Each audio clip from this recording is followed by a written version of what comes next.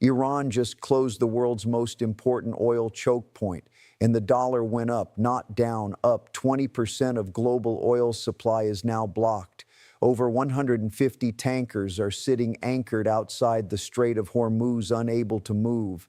The IEA called it the greatest global energy security challenge in history. Brent crude hit $126 per barrel, the largest disruption to global energy markets since the 1970s oil crisis landed 3 weeks ago, and the U.S. dollar index moved higher. Most investors looked at that and thought the dollar was safe. Ray Dalio looked at that and said the worst-case scenario had already begun, not because of what the dollar did in the first 3 weeks, because of what Iran did with the closure that almost nobody in the financial press has explained clearly. Iran did not close the Strait of Hormuz to everyone. Iran closed it selectively to the United States, Israel, and their Western allies. Turkey received passage approval on March 13th. 2 Indian-flagged gas carriers passed through. A Saudi tanker carrying 1 million barrels destined for India was allowed through. China has not been targeted once. Read that sequence carefully, because that is not an oil embargo. That is a surgical demonstration. Iran is showing the world that oil does not need to flow through the dollar system. That energy can move from producer to buyer in rupees, in yuan, in any currency 2 sovereign nations agree on, completely bypassing the 52-year-old arrangement that has made the American dollar the irreplaceable centerpiece of global finance since 1974. Ray Dalio has spent his entire career studying exactly this type of transition. He has watched it happen to the British pound. He has studied it in the Dutch guilder, in the French franc, in every reserve currency that preceded the dollar. And on March 17th, he published a warning that what is happening right now in that 21-mile-wide channel between Iran and Oman could end America's global economic dominance. Not weaken it, not threaten it, end it. Subscribe now and ring the notification bell before we go any further, because the window to understand what this means for your retirement account, your savings, your bonds, and every dollar-denominated asset you own is closing faster than most people realize. And the investors who understand what is happening now, before it becomes obvious to everyone else, are the investors who will be positioned correctly when the transition becomes undeniable. Here is exactly what is happening and why the dollar going up right now is the most dangerous possible signal for anyone who holds dollar-denominated assets over a 5 to 10-year time horizon. The petrodollar system was created in 1974. 1 year after the first oil crisis shattered the illusion that energy markets were stable and predictable. The arrangement was simple and it was deliberate. Saudi Arabia and OPEC would price oil exclusively in US dollars. Every oil transaction anywhere in the world would require dollars. In exchange, the United States would provide military protection for Gulf state governments and would purchase Gulf sovereign debt, recycling petrodollar surpluses back into the American financial system. The consequences of that arrangement were enormous. Every country on earth that needed oil, which was every industrialized country on earth, had to first acquire US dollars to purchase it. This created a permanent, structural, automatic global demand for the American dollar that had nothing to do with confidence in American institutions or the soundness of American fiscal policy. You needed dollars to run a modern economy. Full stop. That single arrangement is the hidden foundation beneath everything that looks like American financial strength. It is why the United States has been able to run a $1.9 trillion annual deficit without immediately seeing its currency collapse. It is why America has borrowed from the rest of the world at rates its fiscal fundamentals absolutely do not justify. It is why the Federal Reserve has been able to create money at scale and export inflation to the rest of the world rather than absorbing it domestically. The world accepted those dollars, absorbed that inflation, and held that debt because the world needed those dollars to access energy. That need created a captive global demand for the dollar that no other currency in history has ever enjoyed. I have described this mechanism many times in my work on the big cycle and on how countries go broke. The reserve currency country receives what I call an extraordinary privilege. It consumes more than it produces. It borrows more than it earns. It prints money without immediately destroying its purchasing power. It runs military and economic policy that serves its own interests at the expense of others and faces no immediate financial consequence for doing so. But that privilege rests entirely on one foundation: the world's structural need for the currency. The moment that need begins to weaken, the privilege erodes. And the erosion is not gradual in the way most people imagine. It is nonlinear. It accelerates quietly. Institutions and governments reduce exposure before the public understands what is happening. And then one day it is visible to everyone. By then it is already over. Now here is the number you need to understand before anything else. Not the oil price, not gold, not the Fed funds rate. The number is 1974. That is the year the system that has protected the dollar was constructed. And the selective closure of the Strait of Hormuz on March 4th, 2026 is the first direct operational challenge to that system in 52 years. Not a theoretical challenge, not an academic debate about de-dollarization, a live, real-time demonstration broadcast to every finance ministry and central bank on the planet that oil can move from producer to buyer without touching the dollar settlement system. When Iran allows Indian-flagged ships through the strait while blocking American allied vessels, Iran is not making an oil market decision. Iran is making a monetary system statement. It is showing China, India, Russia, Brazil, every member of the BRICS bloc, every Gulf state that has been quietly diversifying its reserves for 3 years, that the arrangement that made the dollar mandatory can be routed around, that a country can buy Persian Gulf energy without dollars, that the system is not as structurally inviolable as 52 years of smooth operation made it appear. Every day the strait remains selectively closed under these terms is another day the world's largest energy importers are forced to build alternative settlement infrastructure for energy transactions. They are building new payment rails, new currency swap arrangements, new bilateral trade agreements that bypass the dollar. And here is the critical point. The infrastructure built during a crisis becomes the infrastructure used after the crisis. These systems do not get dismantled when the emergency ends. They become the new normal. That is how monetary transitions happen throughout history, not through grand geopolitical announcements, through the quiet accumulation of parallel arrangements that one day become the primary arrangements. And then one day the old system is secondary, and then one day it is gone. This is not a new observation from me. I have been saying this for years. But the Strait of Hormuz crisis has accelerated the timeline in a way that I did not expect to see this quickly. Let me show you the data that confirms the structural shift that was already underway before March 4th. The dollar's share of global foreign exchange reserves has fallen from nearly 72% in the early 2000s to approximately 57% today. That is a 15 percentage point decline over 2 decades. It sounds slow, but the direction is unambiguous and the recent acceleration is not.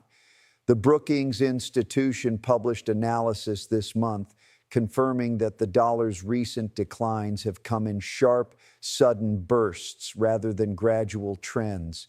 in April 2025 during the tariff chaos, and again in January 2026 at the Davos Forum. Those sudden sharp moves are unusual for a currency as widely held and deeply liquid as the dollar. They carry the signature of structural confidence erosion, not routine portfolio rebalancing. When institutions decide to reduce dollar exposure, they do not announce it. They act, and you see it in the price.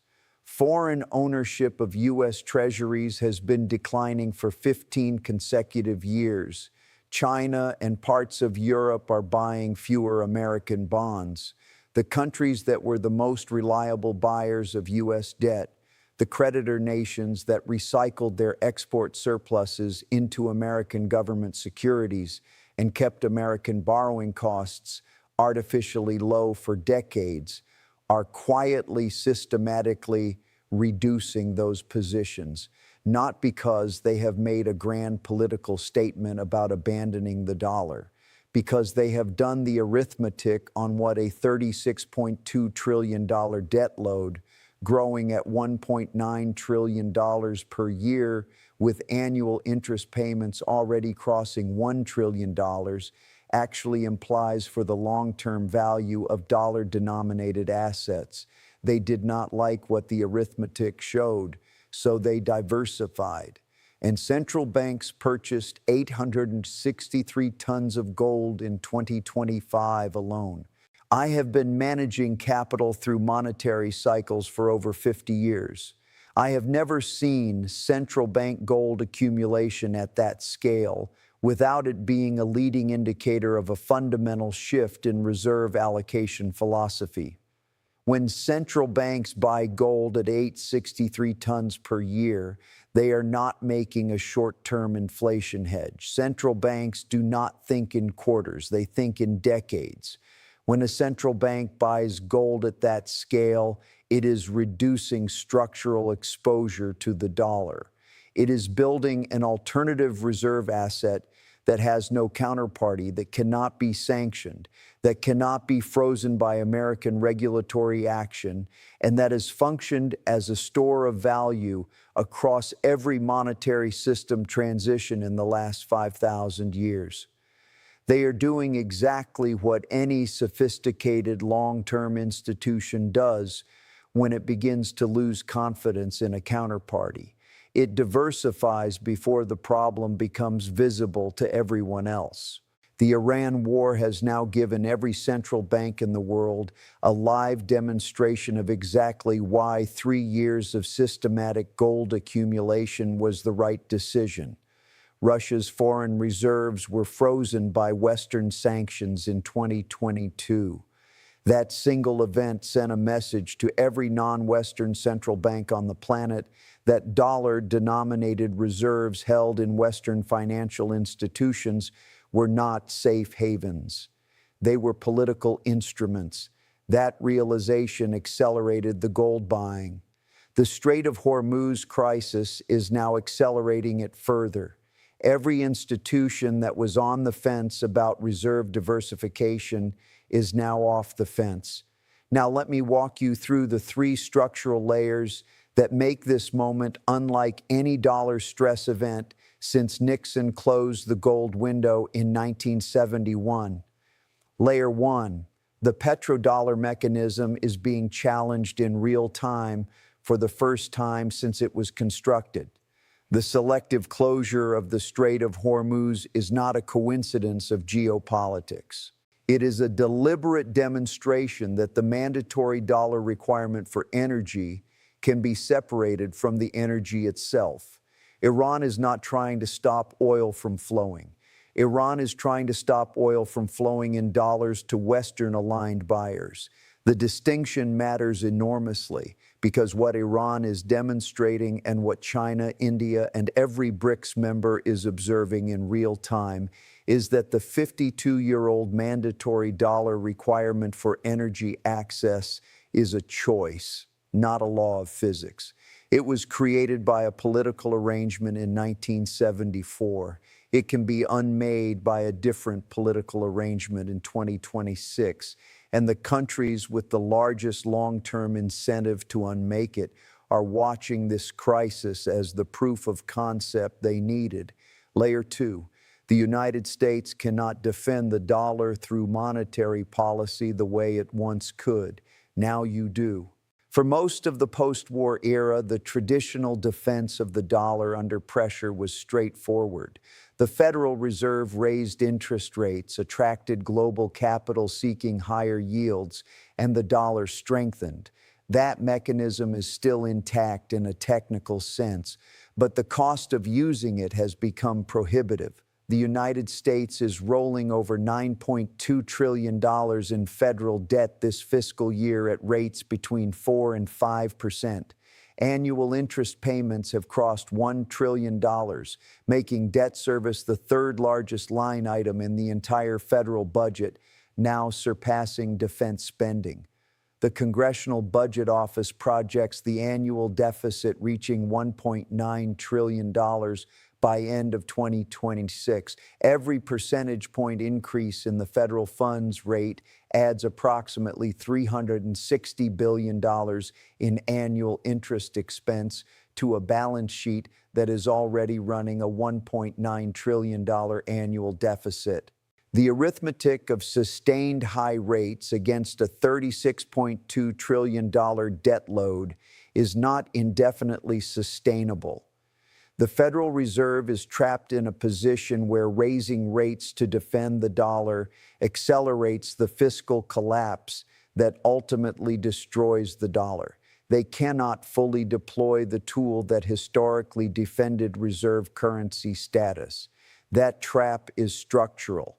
It does not resolve without either dramatically cutting spending, which is politically unavailable, dramatically inflating the debt away, which destroys dollar purchasing power, or eventual restructuring, which destroys dollar credibility. I have watched every major empire in the last 500 years navigate this exact trap. Not one of them found a fourth option. Layer 3.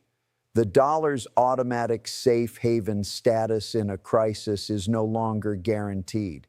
For the last 50 years, global investors ran to the dollar during geopolitical crises. It was automatic, reflexive. The dollar was the asset you held when everything else was uncertain.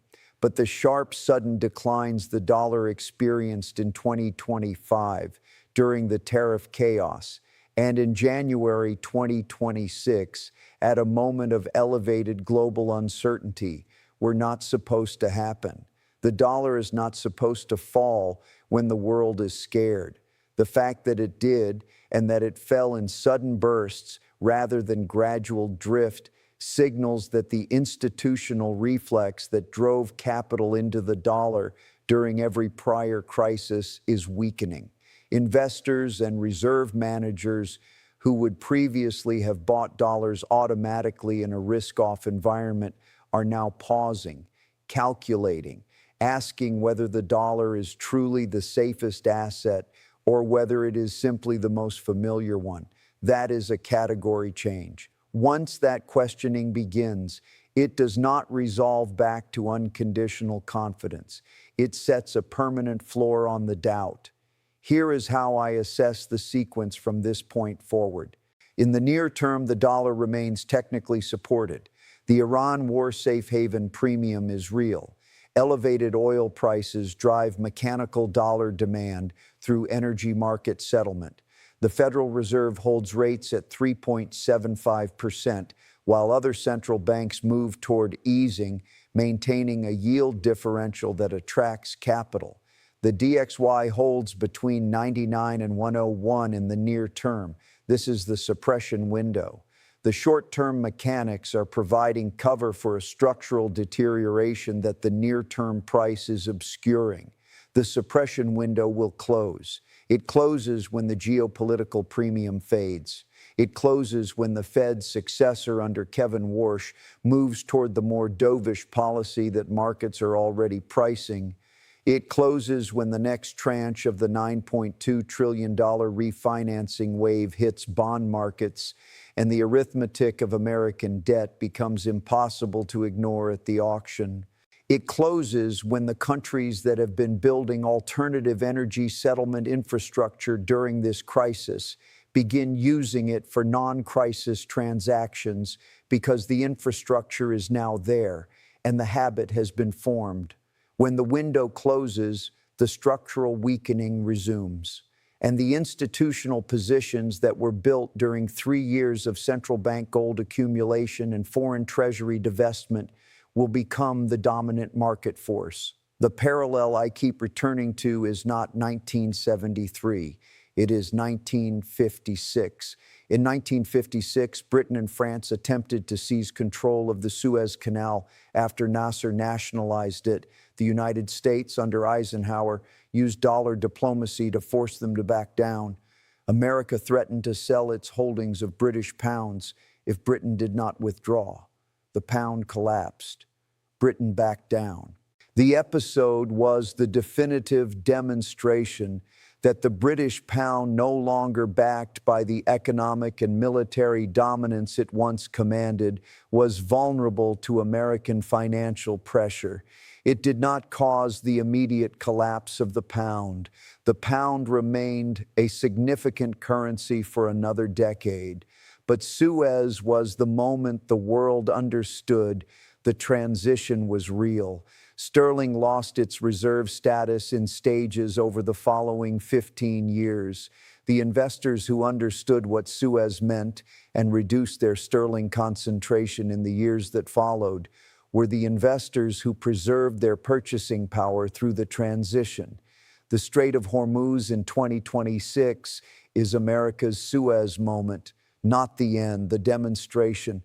The moment when the world sees that the arrangement that made the dollar mandatory is subject to geopolitical forces that American power cannot fully neutralize. Iran has shown that a sufficiently motivated adversary can selectively route energy trade around the dollar system. The countries watching this demonstration are drawing exactly the conclusions I would draw, and the reserve allocation decisions they make over the next decade will reflect those conclusions. Ray Dalio described the situation in precise terms. In 50 years of managing capital across every monetary and geopolitical crisis in the modern era, I have found one consistent truth about reserve currencies. The short-term price and the structural position are almost always different things. The short-term price of the dollar today is being supported by Iran war safe haven demand, by the mechanical dollar requirement of elevated oil prices, and by a Federal Reserve holding rates higher than any other major central bank. Those are real factors. They are real support, and they are suppressing the structural signal. The structural signal is that the system which made the dollar mandatory since 1974 is being directly challenged for the first time, not theoretically, operationally, in real time, by a country that has demonstrated it can route energy trade to Asian buyers without touching the dollar settlement system. And the buyers who received that oil did not refuse it because it was not priced in dollars. They took the oil. That is the data point that matters. He continued, the 1956 Suez parallel is more instructive than the 1973 oil shock for understanding what this moment means. Suez did not destroy the pound in 1956. It demonstrated that the pound was vulnerable. The investors and reserve managers who understood what that demonstration meant and adjusted their sterling exposure in the years following Suez preserved their purchasing power through the transition.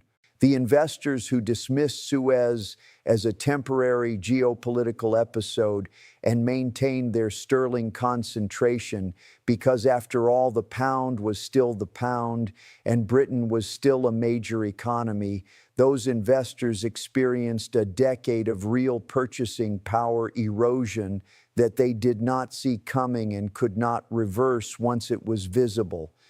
The Strait of Hormuz is not 1973, it is 1956. It is the demonstration, not the collapse, the demonstration. And the investors who understand the difference between those two things are the investors who will act correctly in the window that the short-term dollar strength has just opened. He closed with this: I am not predicting the imminent death of the dollar. I want to be precise about this because precision matters. The dollar will remain the dominant reserve currency for years, possibly for a decade or more. The infrastructure of global trade is built on dollar settlement, and that does not change overnight. The dollar has enormous institutional inertia on its side. What I am saying is that the structural position of the dollar has been weakening for 20 years, and the selective closure of the Strait of Hormuz has just accelerated that weakening in a way that is visible to every institution sophisticated enough to understand what it means. The transition from dollar dominance to a more multipolar reserve system is not coming. It is underway. The Strait of Hormuz crisis has moved it from the slow lane to the fast lane. And the investors who understand that distinction, who reduce dollar concentration and build positions in assets that preserve purchasing power across monetary system transitions, gold, hard assets, non-dollar denominated productive assets, are the investors who will not be surprised when the transition becomes obvious to everyone else. By then, it will be too late to act on it. The window is open right now at 99.65 on the DXY, while tankers burn in the Persian Gulf and the Federal Reserve holds rates into a debt wall that gets larger every month, and central banks around the world quietly continue buying gold at the fastest pace in recorded history. The market scorecard for March 24, 2026 confirms exactly what this framework predicts. The U.S. dollar index is at 99.65, recovered from a February low of 96 on Iran war safe haven demand, but structurally lower than the levels of 12 months ago. The dollar has fallen approximately 10% on a broad trade-weighted basis since the start of Trump's second term. Brent crude is trading near $100 per barrel after hitting $126 at its peak, up roughly 55% from levels before the Iran strikes began. The Federal Reserve held rates at 3.75% at its March 18th and 19th meeting with traders, pricing virtually zero probability of a rate cut in 2026. Powell's term ends in May. His expected successor, Kevin Warsh, is widely anticipated to bring a more dovish policy stance, adding downward pressure to the dollar from mid-year. The U.S. is rolling over $9.2 trillion in federal debt this fiscal year. Annual debt service has crossed $1 trillion. Foreign treasury ownership continues its 15-year decline, and central banks bought 863 tons of gold in 2025 with no reported slowdown in purchasing, despite gold already trading above $5,000 per ounce. JP Morgan has issued a $6,300 gold target for end of 2026. Deutsche Bank stands at $6,000. Neither institution bases those targets on short-term dollar mechanics or near-term geopolitical developments. They base them on the structural conditions that a weakening dollar and a permanently elevated debt burden imply for every hard asset in the global system over a multi-year horizon. Two types of investors are looking at the dollar at 99.65 today. The first type sees a currency that strengthened during the worst energy crisis since the 1970s and concludes that dollar dominance is intact, that the safe haven bid confirms the dollar's irreplaceable role, that the concerns about de-dollarization and petrodollar erosion are overblown by perennial dollar bears who have been wrong for decades. They hold their portfolio unchanged. They do not reduce dollar-denominated bond exposure. They do not add gold or hard assets. They wait for clearer confirmation that something has changed before they act. The second type looks at March 24th, 2026, the way I look at it, not as confirmation that the dollar is safe, as the clearest demonstration in 52 years that the system protecting the dollar is being deliberately targeted by a geopolitical actor that has just proved it can route energy trade to the world's largest energy importers without touching the dollar settlement mechanism. These investors understand that the dollar going up right now is the suppression window. The short-term safe haven bid masking a structural deterioration that 3 years of central bank data, 15 years of foreign treasury divestment, and one live real-time demonstration in the Strait of Hormuz have just confirmed. Those investors do not wait for the confirmation that the first type is waiting for. They recognize that when the confirmation becomes visible to everyone, the window will already be closed. They build positions in assets that have preserved purchasing power across every monetary transition in history. They reduce concentration in assets whose return profile depends on the continuation of a system that is actively being challenged, and they do it now. While the dollar is at 99.65 and the financial press is still writing headlines about dollar strength, not after. This was not a story about the dollar price. It was a story about the 52-year-old arrangement that made the dollar the mandatory currency of global energy trade. The first direct operational challenge that arrangement has ever faced. The three structural layers that make the United States unable to fully defend against that challenge through conventional monetary tools, and the window that has opened between the short-term dollar price and the structural reality of a reserve currency whose foundational support mechanism is being challenged in real time. The investors who understood what Suez meant in 1956 and reduced their sterling exposure in the years that followed preserved their purchasing power through one of the most significant monetary transitions of the 20th century. The question I am asking, and the question every dollar holder, bond investor, and retirement account owner should be asking right now, is not whether the dollar is strong today during a war.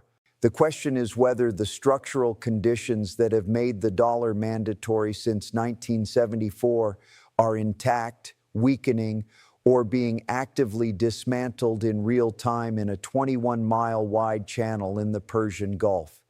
Every central bank buying report says weakening. Every foreign treasury ownership data point says weakening. Every reserve currency share statistic says weakening. And the selective closure of the Strait of Hormuz, in which Iran routed oil to Asian buyers while blocking Western allied vessels, is the most direct demonstration in 52 years that the weakening has entered an operational phase. Most investors have no idea what just happened.